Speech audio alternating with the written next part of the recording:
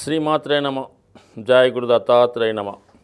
ఈ వీడియోలో మనం డిసెంబర్ 8వ తారీఖు నుంచి 14వ తారీఖు మధ్యలో జరగబోయే వార ఫలాలు మేషరాశి వారికి ఏ విధంగా ఉండబోతున్నాయి అనే విషయాన్ని పరిశీలిద్దాం. మరి మేషరాశి వారికి ఈ వారంలో ప్రత్యేకంగా మార్పు ఏంటంటే కుజుడు వక్రగమనంలోకి మారడం జరిగింది.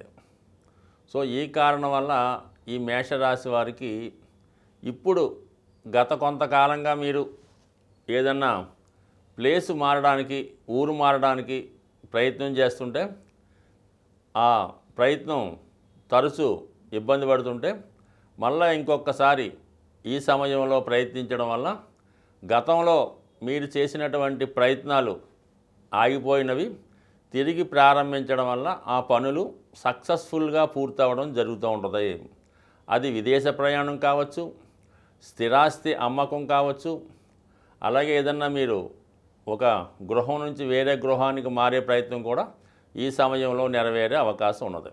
అలాగే స్థిరాస్తి వ్యాపారం, కన్స్ట్రక్షన్ రంగంలో ఉన్న వాళ్ళకి గత కొంతకాలంగా ఆగిపోయినటువంటి లావాదేవీలు, అమ్మక కొనుగోళ్ళు తిరిగి పుంజుకొని తిరిగి మళ్ళా మీ వ్యాపార అభివృద్ధి కారణమైంది. గతంలో మీరు ఏదైనా ఒక స్థలాన్నో ఎసెట్నో అమ్మాలనుకున్నప్పుడు ఆ సమయంలో మీరు అనుకున్న ధర కన్నా బాగా తక్కువ వచ్చి ఉండొచ్చు. మరి ఈ సమయంలో మీరు తిరిగి దాన్ని బేరం పెట్టడం వల్ల మీరు గతంలో అనుకున్న దానికన్నా ఎక్కువ ధర వచ్చే అవకాశం ఉంది. అలాగే మీలో కూడా ఒక కాన్ఫిడెన్స్ పెరుగుతుంది. ధైర్యంగా ఏదైనా విషయాన్ని ముందుకెళ్ళే ప్రయత్నం చేస్తారు. అలాగే వివాహ విషయంలో ఏవైనా భార్యాభర్తల మధ్య ఉన్నటువంటి తగాదాలు కానీ, ఏదన్నా వివాహం అయిన తర్వాత చిన్న చిన్న ఆర్థిక లావాదేవీల్లో సెటిల్మెంట్లు కానీ, స్థిరాస్తి విషయంలో ఇబ్బందులు కానీ ఉంటే అవి ఖచ్చితంగా ఈ భార్యాభర్తల మధ్య ఉన్నటువంటి ప్రాబ్లం సాల్వ్ అయి తిరిగి వాళ్ళు కాపురం చేసుకునే విధంగా ఈ గ్రహస్థితి మేషరాశి వారికి అనుకూలిస్తుంది. అంటే శుక్రుడు దశమ స్థానంలో ఉండడం, ధన సప్తమాధిపతిగా, లగ్నాధిపతిగా కుజుడు వక్రించి ఉండడం వలన గతంలో మీ యొక్క భర్త కానీ భార్య కానీ అది ఎవరు పొరపాటు చేసి ఉన్నా వాళ్ళ యొక్క పొరపాటును తెలుసుకొని దాన్ని సరిదిద్దుకోవడం వల్ల మరి బ్రేకప్ అయినటువంటి మీ యొక్క వివాహ జీవితం కానీ, లవ్ అఫైర్ కానీ, లేదంటే ప్రేమ వ్యవహారం కానీ, అఫైర్ కానీ ఉంటే తిరిగి మళ్ళా అవి పునరుద్ధరించబడి మళ్ళగా మీ జీవితాన్ని గతంలో వల్లే మళ్ళా తిరిగి కొనసాగించే అవకాశం చాలా బలంగా ఉన్నది. అలాగే ఆర్థిక సంబంధించిన విషయాల్లో చాలా జాగ్రత్తగా వ్యవహరించవలసినటువంటి సమయం. ఎంత ధనం వచ్చినా సరే దానిని మించినటువంటి ఖర్చులు మీ యొక్క లగ్జరీ జీవితానికి, అనవసర ఖర్చులకి ఎక్కువగా ఖర్చు అయ్యే అవకాశం ఉంది. కాబట్టి ఫైనాన్స్గా కొంత ఆలోచించడం మంచిది. ఎందుకంటే సాధారణంగా ఈ మేషరాశి, మేషలగ్నం వారు ధనాన్ని ఖర్చు పెట్టిన తర్వాత ఆలోచించడం జరుగుతుంటుంది. కాబట్టి చాలా వరకు అనవసర ఖర్చులు తగ్గించుకుంటే మంచిది. దాని తర్వాత ఏంటంటే ఇప్పుడు అష్టమ స్థానంలో కూడా బుధగ్రహం వక్రగమనంలో పొందడం వల్ల గతంలో మీతో విరోధం పొంది కోర్టు డిస్ప్యూట్లు ఉన్నా, విరోధం ఉన్నా, పెద్ద మనుషుల మధ్య సెటిల్మెంట్లు ఉన్నా, అది అన్నదమ్ముల మధ్య కానీ స్నేహితుల మధ్య కానీ ఉన్నటువంటి కోర్టు వివాదాలు, పెద్ద మనుషుల దగ్గర ఉన్నటువంటి వ్యవహారాలు రాజీ పడే విధంగా ఈ గ్రహస్థితి అనుకూలంగా ఉంది. అంటే గతంలో 2-3 సార్లు ఈ కోర్టు విషయాలు వాయిదా పడినా, పెద్ద మనుషుల మధ్య ఒప్పందాలు వాయిదా పడినా, మరి ఇప్పుడు బుధగ్రహం కూడా వక్రగమనం పొంది ఉన్నాడు. కాబట్టి ఎవరైతే గతంలో మీతో గొడవ పెట్టుకొని లేదంటే మీకు ఏదైనా కోర్టు నోటీస్ పంపించో, మీ నుంచి వారు కోర్టు నోటీస్ పొందో చాలా వరకు వ్యవహారం సాగకుండా ఉంటే అది ఈ సమయంలో మీరు వాళ్ళతో సంప్రదింపులు చేసుకోవడం వల్ల 90% వారే వచ్చి మీతో సంప్రదించి వాడు తప్పుని ఒప్పుకొని మీతో రాజీపడి మీ వ్యవహారాన్ని సెటిల్ చేసుకునే అవకాశం ఉంది. అది భూమి వ్యవహారమా, లేదంటే అన్నదమ్ముల మధ్య ఉన్నటువంటి సెటిల్మెంటా, లేదంటే స్నేహితుల మధ్య ఉన్నటువంటి ప్రాబ్లమా, తిరిగి మళ్ళా అది సాల్వ్ అయి మళ్ళీ ఒకటయ్యే విధంగా అవకాశం ఉన్నది.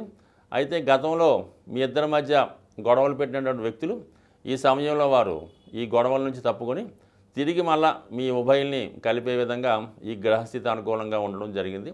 అయితే మాత్రం కొంతవరకు ఈ వ్యవహారాల్లో అనవసర ఖర్చులు ఎక్కువగా ఉండడం జరుగుతూ ఉంటుంది. అంటే గతంలో ఏదో ప్లేటర్గా మీడియేటర్గా పెట్టి ఉంటారు కదా, వాడిని సెటిల్ చేస్తే తప్ప మీ ప్రాబ్లం సాల్వ్ అవ్వదు. మీరిద్దరూ రాజీ పడినా కూడా వాడిని సాటిస్ఫై చేయాలి. కాబట్టి ఈ విధంగా ఉభయులకి కూడా కొంత అనవసర ఖర్చులు రావడం కూడా జరుగుతుంది.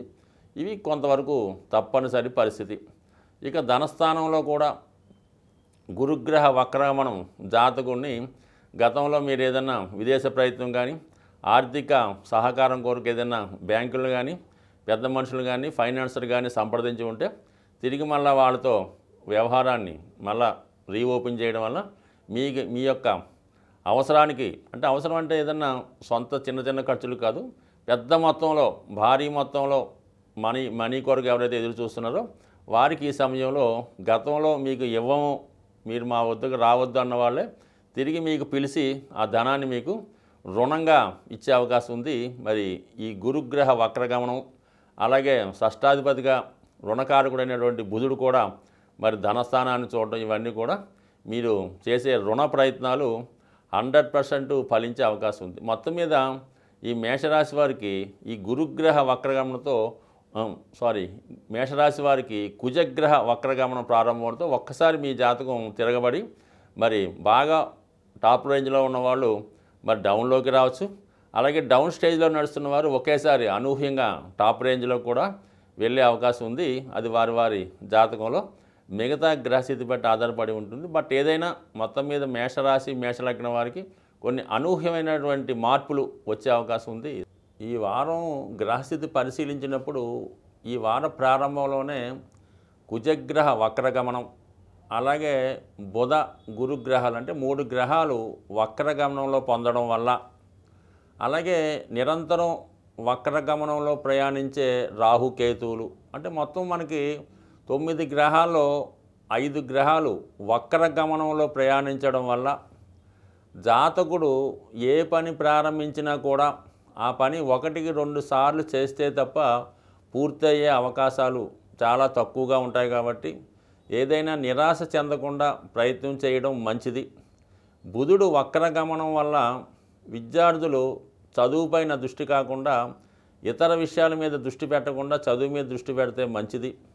సో ఏదైనా ఈ వారం జాతకుడు కుజుని యొక్క అనుగ్రహం కోసం, అంటే ఇది అన్ని రాశుల వారికి సహకరిస్తుంది కాబట్టి ఏ రాశి వారైనా కుజుడు వక్రగమనం పొందడం వలన ప్రతి ఒక్కరిలో కూడా ఆవేశం కోపం ఎక్కువ రావడం వలన ఎక్కువగా భార్యాభర్తల మధ్య అన్నదమ్ముల మధ్య ఘర్షణ కారణం అవుతుంటుంది. కాబట్టి ప్రతి ఒక్కరూ కూడా మరి రాబోయే 81 రోజులు ఈ కుజుడు వక్రగమనంలో ఉండడం జరుగుతుంది. సుమారుగా మనకి డిసెంబర్ 7వ తారీఖు నుంచి మరి ఈ సమయంలో ముఖ్యంగా ఏంటంటే మరి భూమికి సంబంధించిన తగాదాలు, బాకీలు అంటే వడ్డీ వ్యాపారం చేస్తున్న వాళ్ళు, అప్పులు ఇచ్చుకొని తీసుకున్న వాళ్ళు ఈ కట్టలేకో తీయలేకో వసూలు చేయలేకో మొత్తం వాళ్ళ మధ్య ఇబ్బందులు, రియల్ ఎస్టేట్ వ్యాపారం చేస్తున్న వాళ్ళకి ఏంటంటే వాళ్ళు ఇంకా రేటు వస్తుందని ఆశపడి అమ్మకపోవడం, ఈ విధంగా ఆ వ్యాపారస్తులకు చికాకులు వచ్చే అవకాశం ఉంటుంది మొత్తం మీద. కాబట్టి ప్రతి ఒక్కరూ కూడా ఈ సమయంలో కుజగ్రహ అనుగ్రహం తప్పనిసరిగా ఉండాలి. ఎందుకంటే భార్యాభర్తలు గొడవలు రావచ్చు,